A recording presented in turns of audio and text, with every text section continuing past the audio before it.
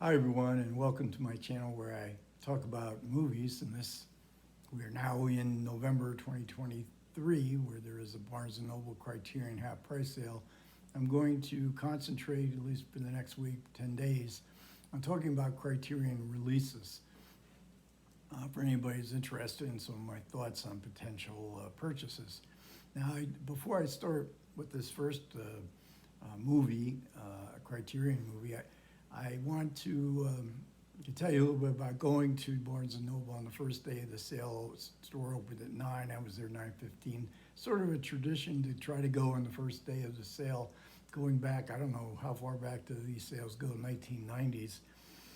Even 10 years ago, there would be people there at the first day of the sale. It was always highly anticipated. But when I walked in today, and I walked to where the movie section is, I saw no posters put up for the Criterion 50% off sale, which was a first. And when I walked into the area, I saw there were no Criterion DVDs left, so it was only Blu-rays. And I also noticed that there was no order there was still quite a few Criterion Blu-rays there, but there were big gaps. It was sort of a stacked in a row, 2 levels, some of the new titles on the ledge above. But I noticed very quickly that there used to always be a separate rack with the new releases on it. That wasn't there. And so I found the most recent release right away, but I had 2 others I wanted to see, and as I looked in the alphabetical order, I could see quickly that they hadn't even bothered to try to alphabetize or to repair the movies that are out of alphabetical order, and there was a lot. So I had one movie that was a P, and I found in the A, so I had to go through the whole selection to find the other 2 movies that I wanted, which really wasn't that bad. I mean, because I got a chance to see what exactly they did have on hand. And when I went to the counter, I asked the clerk. I said, "There's no signs back there. Is the Criterion 50% sale on?" I knew it was, but I wanted to see because there were no signs. I wanted to see what the clerk's reaction. And she knew nothing about it, and I don't even know that she knew what Criterion was. So she went back to the 2 clerks who were at the help desk, and they didn't realize there was a 50% off sale. They had to look in the computer to see it. So obviously this is not a priority, and at least in this one Barnes & Noble store. What did I pick up? The new release. I picked up the others because I'll be doing a Nicole Kidman series very soon. I picked up Matewan by John Sayles. This will go into January. I think January is when Lone Star comes up, so I want to do a John Sayles series. And then I also picked up Michael Haneke's The Piano Teacher with Isabelle Huppert, because again, I am going to be doing a Isabelle Huppert series. The film I want to talk today is from 1955. It's been in the Criterion collection for quite a while. I think the DVD came out in 2000, and that is All That Heaven Allows, directed by Douglas Sirk, starring Jane Wyman and Rock Hudson. This comes right after their big success of that trio with Magnificent Obsession, so they were a couple in terms of cinema. Agnes Moorehead was also in both of these films. So Jane Wyman is playing a character named Carrie. She is a widow who can't find much fulfillment in her life. Her 2 children are off at college during the week. They come home on the weekends. Her social set, she finds little of interest for her in the social set she belongs to. She is upper middle class. Her husband, who has died, was a prominent businessman. She left her with a good deal of money. But she really doesn't have much to do. And then one day, she offers a coffee to her gardener who's pruning the trees, and they develop a friendship. He comes over, they develop a friendship, and Carrie is smitten with him for sure, but it sort of perplexes her because this is a man much younger than her and also a man from a different social class, but it's Rock Hudson. And in 1955, Rock Hudson had now become a big star and a big star as far as a heartthrob. And you can almost, when Sirk introduces him, you can almost hear it 70 years later, women swooning in the theater, because he was absolutely as handsome a man as you could possibly get. And he seems interested in Carrie, which also perplexes Carrie. And then as the romance develops, there are impediments. I mentioned the age difference, the class difference. We get two parties with Carrie's social set, and both of those we see I call it kind of like a tribe of people who drink a lot of alcohol. There's casual adultery, malicious gossip, cattiness. So they're not going to approve of Rock Hudson's character, Ron. The age difference, the social class difference. Carrie belongs to them.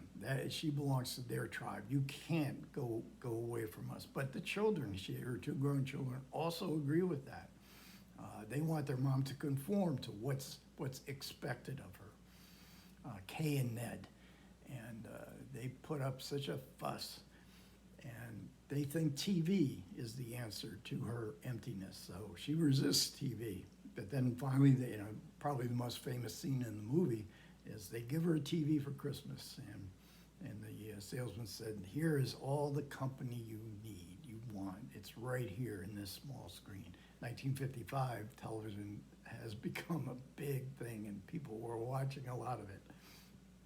Now, in Ron Kirby's set, the Rock Hudson set, he not only is a gardener, he's going to give that up, and because he's a tree farmer. That's what he wants to do. He wants to grow trees. So Carrie gets invited to a party from his social set. Now here we have immediate acceptance. There's a great sense of fun, of authenticity. Carrie is immediately attracted to this. And we learn that Ron's friend lives by Walden, by Henry Thoreau. And, to thy own self be true. This is sort of like, it's almost like a cult, that like kind of new agey group of how can we live our lives better. And there's no doubt that from Carrie's standpoint, this is a much better point. This is a much better way to live one's life, but can she live it? That's the question here. Now, all this is expressed by Douglas Sirk in with very precise performances that he gets from his cast. Lighting and framing. This is a movie of lighting and framing, expressive lighting and framing, expressive costumes. Every scene to me is interesting in this film, the way it's shot, and the way Sirk introduces people. We almost know who these people are as soon as we see them. And every time I watch it, I kind of see something different. I see it in a different way, and I love this film. And so you can, like nowadays, versus say the 1950s, you can view Ron's view, this carry to thy own self be true. You've got to forget about all this stuff. But he expresses it in a rather prideful way. He's almost self-satisfied. At times he seems like he has a lack of empathy. So even though this is perhaps idealized in the sense that Carrie needs this different kind of life, we're not so sure at times. And so it's a Christmas movie. It's a movie of hope. It's autumn to winter, so we get magnificent scenes of autumn, romance. We have an old mill being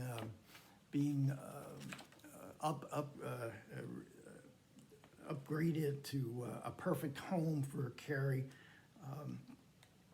But at heart, this is a film that's really about Gene Wyman. here we see them in one of their contemplative mode. Ron trying to convince Carrie that she needs him, she needs his way of life. But in the end, this is a movie about Jane Wyman, Carrie thinking, trying to make a decision, trying to make the right decision. And over again, Sirk's camera focuses on her reactions, her face. And Jane Wyman is just absolutely tremendous in this role. And she was a big star. She was in 1955, she got top billing over Rock Hudson. And much of the budget for this movie was her salary. So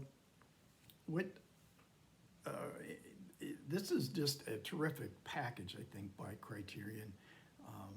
And it contains a commentary by John Mercer and Tamar Jeffers McDonald. If you're a fan of commentaries, this is one of the best commentaries you're going to find in Criterion or anywhere. They really discuss Sirk, how he was seen in 1955 as a very commercial maker of women's films, weepy women's melodramas. How he's been seen in the subsequent decades, where he has been idolized by many directors, including Todd Haynes. In fact, Far From Heaven is a sort of variation on All That Heaven Allows, but especially Rainer Werner Fassbinder, the great German director of the 1970s, who, once he discovered Sirk's films, all his films are really can be tied back to Sirk. Fassbinder wanted to do these kind of melodramas that would have social criticism in them, but would still move audiences. So also on the supplements, we have 2 interviews with Sirk. Sirk, one of the most articulate directors you're ever going to meet. In an interview, he can really talk about what his movies are all about. They might have seemed like women's weepies at the time, but Sirk really wanted he put something that would into these films that would endure forever, a sense of irony, most definitely a sense of beauty. We get an interview with William Reynolds, who plays Carrie's son, who objects so vehemently. This is a really good interview. He was not only in this, but 2 other Douglas Sirk films. So he describes the very quiet and subtle way of Sirk's direction, which was very similar to him, because he also played the son of Laurence Olivier in William Wyler's Sister Carrie. And he found Wyler, although Wyler did way more takes than Douglas Sirk, but they had a similar approach to actors. It was all in the casting. Sirk was like Wyler, was a great judge of actors and who would be exactly right for the part. And then, as William Reynolds and others have said, he pretty much leaves you on your own, both Wyler and Sirk. So, and we get this really nice booklet with some great shots in it. There's a essay by Laura Mulvey, and also a essay, an excerpt from a book that Rainer Werner Fassbinder wrote on All That Heaven Allows. And this is a great Fassbinder really understood Sirk in a very individualistic way, and especially as to how he inspired him. So All That Heaven Allows, you can go with the flow. This is melodrama.